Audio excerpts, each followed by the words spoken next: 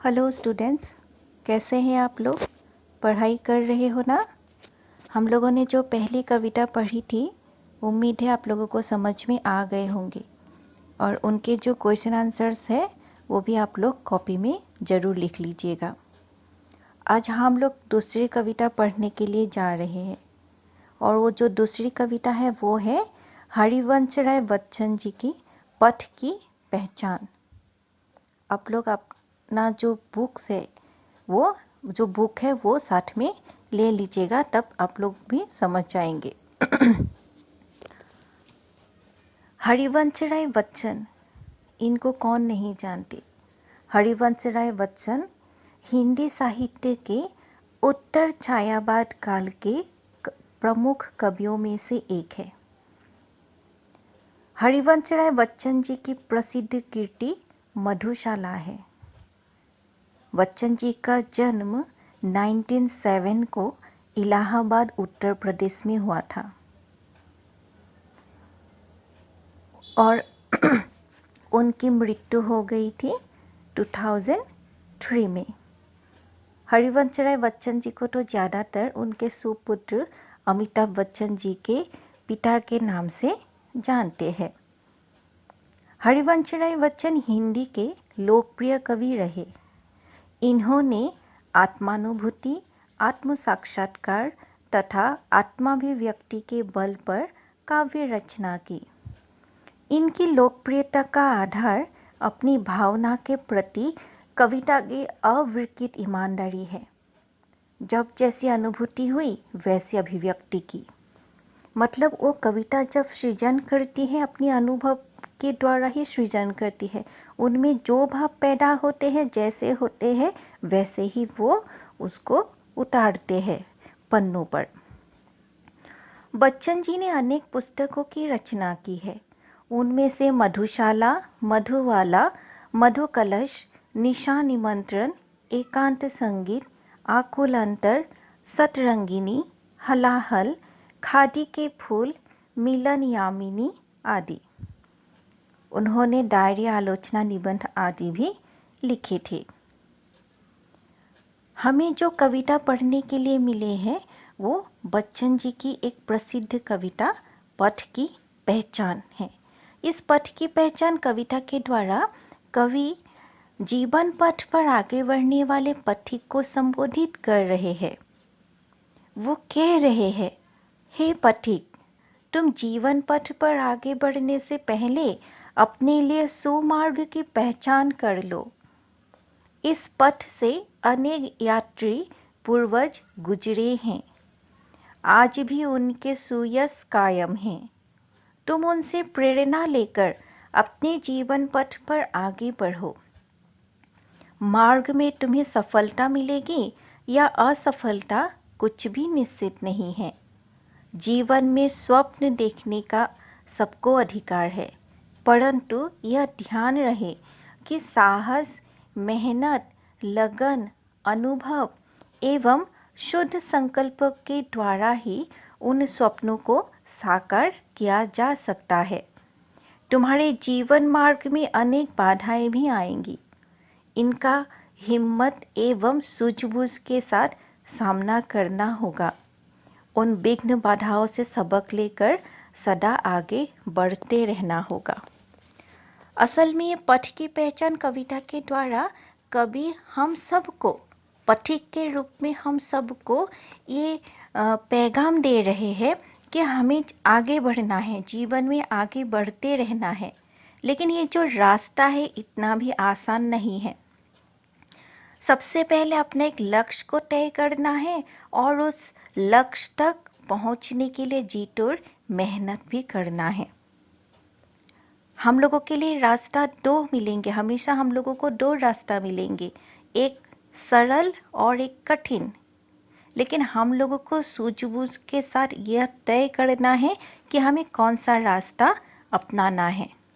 सरल देखकर हम लोग जाएंगे जरूर, लेकिन क्या हमें वो लक्ष्य मिलेंगे जिनको हम चाहते हैं?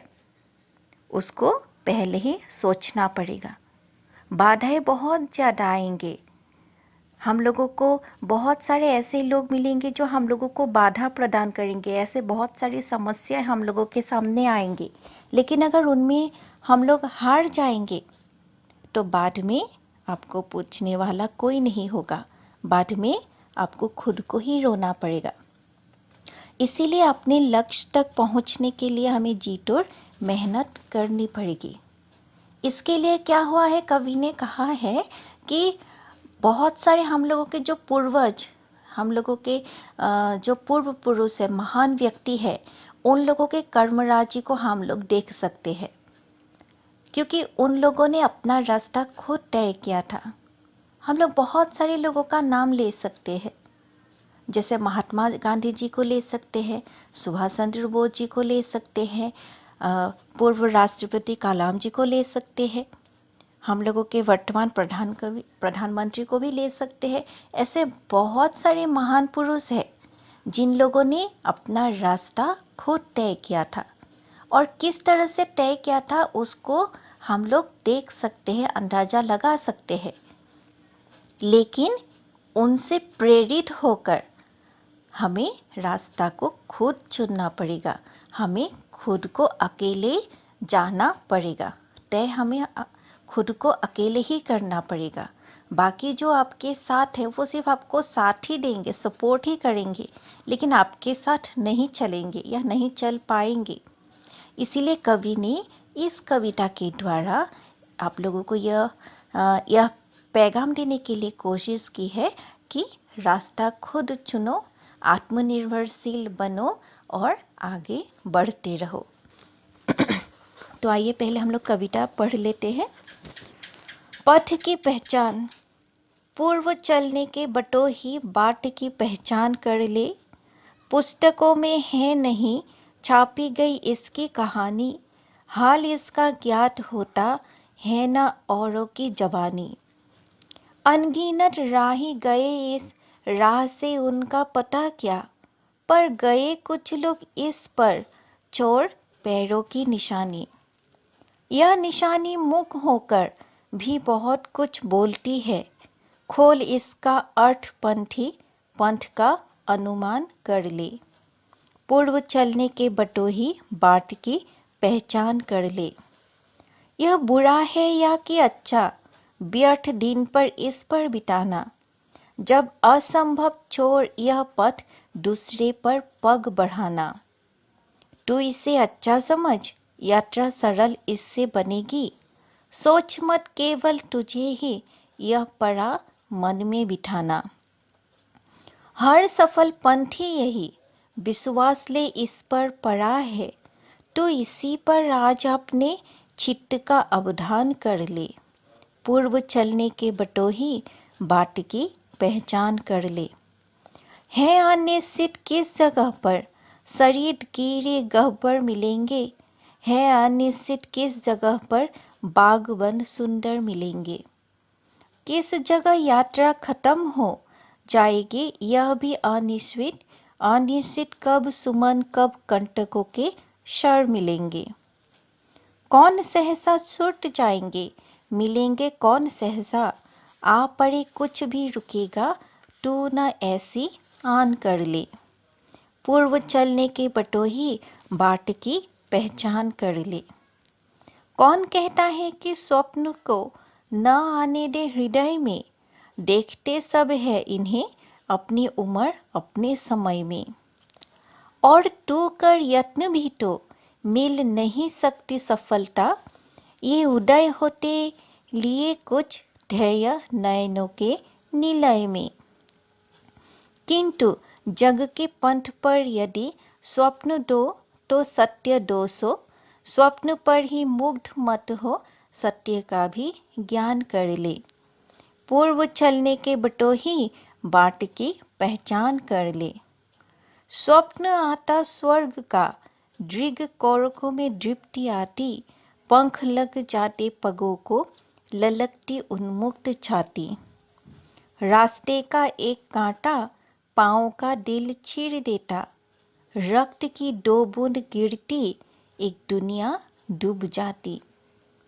आँख में हो स्वर्ग लेकिन पाँव पृथ्वी पर टिके हों, कंटकों की इस अनोखी सीख का सम्मान कर ले, पूर्व चलने के बटोही बाट की पहचान कर ले। बहुत ही सुंदर कविता है ये। अर्थ देख लीजिए। पूर्व मतलब पहले, बटोही राही या पथिक को बोलते हैं। जबानी है ना औरों की जबानी, जबानी मतलब किसी की जो बोल है, कंठस्थ करके जो बोला जाता है, ठीक है, वो है। मुख गूंगा। बाट, बाट किसको बोलते हैं? रास्ते को बोलते हैं। पग, दूसरे पर पग बढ़ाना, पग मतलब पैर, कदम। चित्त का अवधान कर ले, चित्त मतलब हृदय। फिर क्या है? कंटकों के शर मिलेंगे, शर मतलब जो वाण है, तीर है, उसको बोलते धनुष से निकलने वाले। सहसा मतलब अचानक। आन, आन मतलब गर्व, अभिमान इत्यादि। ध्येय उद्देश्य, निलय घर। दृग कोरक मतलब आंख के छोरों में। उन्मुक्त मतलब आजाद। अनोखी अलग सीख शिक्षा। ठीक है, अभी हम लोग अच्छी तरह से कविता को समझ लेते हैं। पथ की पहचान, पूर्व चलने के बटोही बाट की पहचान कर ले। कवि कहते हैं कि हे पथिक, तुमको चलने से पहले अपना जो रास्ता है उसे पहचान लेना चाहिए, उसको अच्छी तरह से समझ लेना चाहिए कि तुम किस रास्ता से आगे बढ़ रहे हो। पुस्तकों में है नहीं छापी गई इसकी कहानी, हाल इसका ज्ञात होता है ना औरों की जवानी। तुम्हें इसीलिए अपना रास्ता पहले ही तय कर लेना चाहिए, पहचान लेना चाहिए, क्योंकि किसी भी किताब में ये लिखा गया नहीं है कि आपको किस तरह से जीवन में आगे बढ़ना है। आपके भविष्य किसी में लिखी हुई नहीं है, इसीलिए आपको पहले ही तय कर लेना है। छापी गई इसकी कहानी, कोई कहानी नहीं है कि आप इस तरह से जाओगे तो ही होगा, आपको खुद को अपने लक्ष्य पर पहुंचना है। हाल इसका ज्ञात होता, और ये किसी को ज्ञात भी नहीं है। और जवानी मतलब कोई आपको बोल दे कि ऐसा ऐसा करो तो आपको ये सफलता मिलेगी, ऐसा कभी नहीं होगा।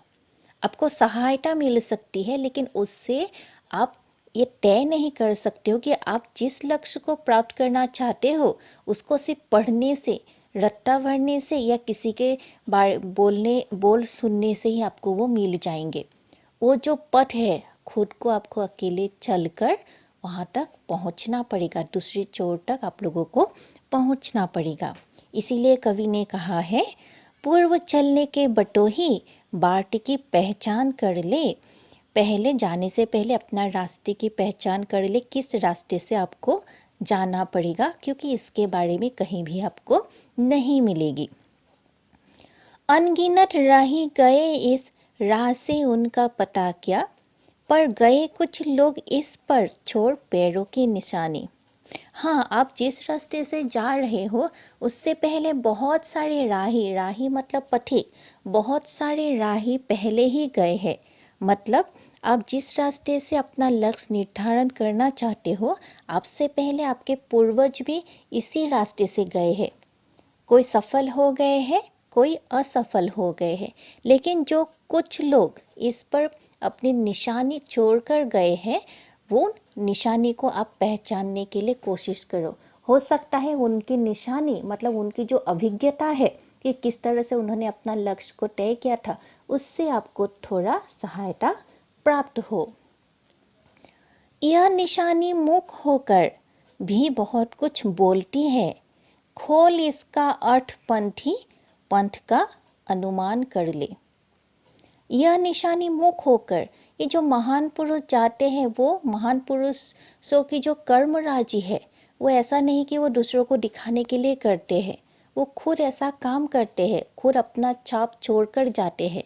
मुख, मुख मतलब वो प्रचार प्रसार के लिए ऐसा कुछ नहीं करते हैं। जो महान, असल में महान लोग होते हैं, तो उनकी ये जो मुख निशानी है, उनकी जो अभिज्ञता है, उनकी जो कर्म स्पृहा है, वो भी आप लोगों को बहुत कुछ बोलेंगे। और इसीलिए वो जो निशानी है, उनकी जो गूंगा जिसको बोल रहे हैं कि वो जो मुख है, वो जो चुपचाप अपना कर्म करके जा रहे हैं, उनकी जो अभिज्ञता है, उनको आप समझने के लिए कोशिश करो। उनके बताए गए, उन्होंने जिस रास्ते पर चला था, उस रास्ते की जो पहलू है, रहस्य है, उसको खोलने के लिए कोशिश करो और खुद अनुमान कर लो कि आपको कौन सा रास्ता चुनना है और आप किस तरह से उसको अपने जीवन पर उतारोगे। पंथी मतलब पथिक। पूर्व चलने के बटोही बाट की पहचान कर ले। रास्ता 2 मिलेगा और आप लोगों को खुद को तय करना पड़ेगा। आपको सहायता करने के लिए कोई किताबी ज्ञान तो नहीं है, लेकिन हाँ, आपको सहायता करने के लिए आपके जो पूर्वज है, उनके जो कर्म राज्य है, उनसे ज़रूर कुछ आपको प्राप्त हो सकता है। यह भी आप पर निर्भरशील है कि आप उसको किस तरह से पहचान सको, उसके रहस्य को किस तरह से समझ सको। यह बुरा है या कि अच्छा, व्यर्थ दिन पर इस पर बिताना, जब असंभव छोड़ यह पथ दूसरे पर पग बढ़ाना। आप कहीं रास्ते पर जा रहे हो, ये अच्छा होगा कि बुरा होगा, इस पर आप समय ही अगर व्यतीत करते रहोगे तो ये क्या हो जाएगा, आपके लिए कोई भी मायने नहीं रखेंगे। यह बुरा है या कि अच्छा, व्यर्थता बड़ी दिन होगी अगर आप यही तय नहीं कर पाओगे, अगर आप यही सोचते रहोगे कि मैं इस रास्ते से जाऊंगी या मैं इस रास्ते से जाऊंगा तो अच्छा होगा या बुरा होगा, कुछ अच्छा हो जाए या कुछ बुरा हो जाए तो क्या होगा। अगर आप ये सोचकर आपके कदम नहीं बढ़ाओगे तो आपका एक एक दिन, मूल्यवान दिन यूं ही व्यर्थ निकल जाएंगे। जब असंभव छोड़ यह पथ दूसरे पर पग बढ़ाना।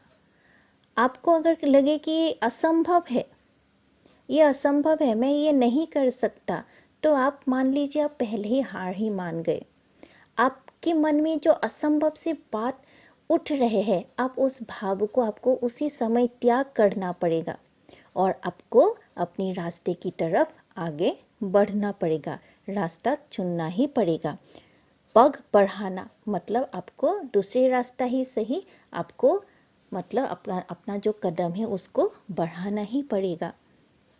तो इसे अच्छा समझ, यात्रा सरल इससे बनेगी, सोच मत केवल तुझे ही यह पड़ा मन में बिठाना। अगर आपको लगे कि मेरे सामने 2 रास्ता है, ये रास्ता मेरे लिए कठिन है, ये रास्ता सरल है, तो मैं इस दूसरे रास्ते से ही अपना जो कदम है बढ़ाता हूँ। ये आपके लिए अच्छा हो सकता है। आप सोच सकते हो कि ये तो मैंने बहुत अच्छा किया, मेरे लिए ये सरल रास्ता है, मैं इससे ही जाकर अपने लक्ष्य पर पहुँचूँगा। असल में ये आपकी जो सोच है यही गलत है, क्योंकि आपने जिस रास्ते पर आप चल रहे हो, आप अकेले नहीं हो। आपसे पहले भी बहुत सारे लोगों ने इस तरह से कोशिश की है, लेकिन छाप कौन छोड़ कर गए हैं?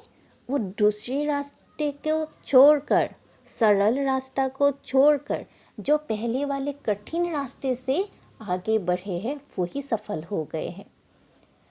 अगर सरल रास्ता पकड़ने से सफल हो जाते तो दुनिया में हर लोग ही महान हो जाते, लेकिन ऐसा तो नहीं है। इसलिए आप ये खुद सोचो मत कि मैंने जो किया है वो अच्छा ही किया है, मैंने बहुत बुद्धिमान का काम किया है, ऐसा आप खुद मत सोचो।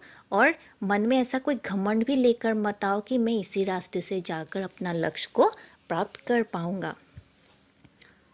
हर सफल पंथी यही विश्वास ले इस पर पड़ा है, तो इसी पर आज अपने चित्त का अवधान कर ले। जो सफल पंथी है, जो अपने लक्ष्य तक पहुंच सके हैं, पंथी पथिक, वो उनके मन में एक विश्वास है, उनके मन में ये विश्वास है कि चाहे कोई भी बाधा, कोई भी संकट क्यों ना आ जाए, मैं अपने लक्ष्य तक पहुंच के ही रहूँगा। और वो जो विश्वास है उसको आपको खुद को स्वयं को हृदयंगम करना पड़ेगा। चित्त मतलब हृदय, हृदय पर अवधान करना पड़ेगा, अपने चित्त पर उसको लगाना पड़ेगा कि जिस तरह से हर व्यक्ति सफल होते हैं, उनके मन में जो विश्वास होते हैं, उस विश्वास को आपके खुद के हृदय पर भी उतारना पड़ेगा, तभी आप आगे बढ़ सकते हैं। पूर्व चलने के बटोही बाट की पहचान कर ले। इसलिए है पथिक, चलने से पहले ही अपना जो रास्ता है वो पहचान ले और जाने से पहले मन में इतना ज़्यादा विश्वास भरा लीजिए ताकि रास्ते में आने वाले बाधाओं को आप तोड़ सके। है अनिश्चित किस जगह पर सरित गिरी गह्वर मिलेंगे। है अनिश्चित किस जगह पर बाग बन सुंदर मिलेंगे। ये अनिश्चित है, अनिश्चित है कि कहाँ हमें सरित, सरित मतलब नदी, गिरी, गिरी मतलब पहाड़, गह्वर गुफा मिलेंगे, या है अनिश्चित किस जगह पर बाग, बाग मतलब जो उद्यान है, वन, सुंदर वन मिलेंगे। मतलब कवि का कहना ये है कि जब हम लोग अपनी कठिन रास्ते से, अपने रास्ते से अपने लक्ष्य तक आगे बढ़ेंगे तो ये बात तो मतलब जाहिर ही सी है कि हमें आसानी से तो ये कभी नहीं मिलेगा। कभी हम लोगों को बहुत ज़्यादा बाधा मिलेंगे। जिस तरह से रास्ते में सरिता नदी मिलते हैं, पर्वत मिलते हैं, पहाड़ मिलते हैं, उनको पार करके जाना पड़ता है। मतलब आपके जीवन में बहुत ज़्यादा बाधाएं, नदी जैसे विशाल, पर्वत जैसे ऊंचा, गुफा जैसे मतलब वो जो अंधकार, इस तरह का बाधा आपको मिल सकते हैं। लेकिन सिर्फ वही मिलेंगे ऐसी बात नहीं है। कहीं कहीं जाकर आपको क्या मिल सकता है, सुंदर बगीचा, फूल, जो वन, मतलब कहीं आपको बहुत ज़्यादा बाधा मिल सकते हैं और कहीं जाकर आपको बहुत खुशियाँ भी मिल सकते हैं। तो बाधा या जो खुशियाँ हैं वो हर कहीं आ सकते हैं, इसके लिए आपको पहले ही तय करना पड़ेगा। जैसे लू में चलने से पहले पट्टे क्या करते हैं, लोग क्या करते हैं, जब लू बहते रहते हैं तो उनमें चलने से पहले ढेर सारा पानी पी लेना चाहिए, ताकि अगर लू आ जाए, बह जाए, तो वो जो पथिक होंगे, यात्री होंगे, उनके शरीर पर कोई दबाव ना पड़े। इसीलिए क्या होते हैं, जैसे प्रिवेंशन, अभी जैसे हम लोग घर के अंदर है, प्रिवेंट, अपने आप को मतलब प्रिवेंट कर रहे हैं किस तरह से, तो उसी तरह से अगर हमें रास्ते में कहीं जाना है तो पहले ही हम लोगों को सावधान हो जाना चाहिए। पहले ही हम लोगों के मन में, दिलों में ये बात बिठा लेना चाहिए कि कहीं बहुत ज़्यादा बाधा मिल सकते हैं और कहीं बहुत ज़्यादा हमें सुविधा भी मिल सकते हैं। इसीलिए जहाँ कहीं भी हो, हमें रुकना नहीं चाहिए। उनसे बल्कि थोड़ा बहुत अभिज्ञता को एक साथ लेकर हमें आगे बढ़ना चाहिए। किस जगह यात्रा खत्म हो जाएगी यह भी अनिश्चित, अनिश्चित कब सुमन, कब कंटकों के क्षण मिलेंगे। हमें ये भी पता नहीं है कि हमारी यात्रा जो है वो कहाँ खत्म हो जाएगी। ये भी अनिश्चित है, कोई निश्चयता नहीं है, कोई ठीक नहीं है कि हमें कहाँ जाकर रुकना पड़ेगा, हमारी यात्रा खत्म कब होगी। या हम ये भी अनिश्चित है कि हमें सुमन, सुमन मतलब फूल, फूल मिलेंगे, फूल मतलब जो सफलता का प्रतीक है, सुंदरता प्रतीक है वो, या कंटकों के क्षण मिलेंगे। कंटक मतलब कांटा और क्षण मतलब तीर, कांटों का मतलब तीर, ढेर सारा। हमको फूल मिलेंगे या क्षण मिलेंगे, फूल मिलेंगे या कांटा मिलेंगे, हम वो भी अंदाज़ा नहीं लगा सकते और ना ही ये अंदाज़ा लगा सकते हैं कि हमारी यात्रा इसी समय, इसी जगह पर जाकर ख़त्म होगी। हम लोगों को सिर्फ तैयारी के साथ जाना चाहिए। हो सकता है कि उससे पहले ही यात्रा खत्म हो जाए, या ऐसा भी हो सकता है कि जहाँ तक हम लोगों ने सोचा था उससे भी ज़्यादा हम लोगों को चलना पड़ेगा, ज़्यादा हम लोगों को आगे बढ़ना पड़ेगा। ठीक है, जो अभी बाकी जो है वो मैं नेक्स्ट ऑडियो में आप लोगों को भेज रही हूँ।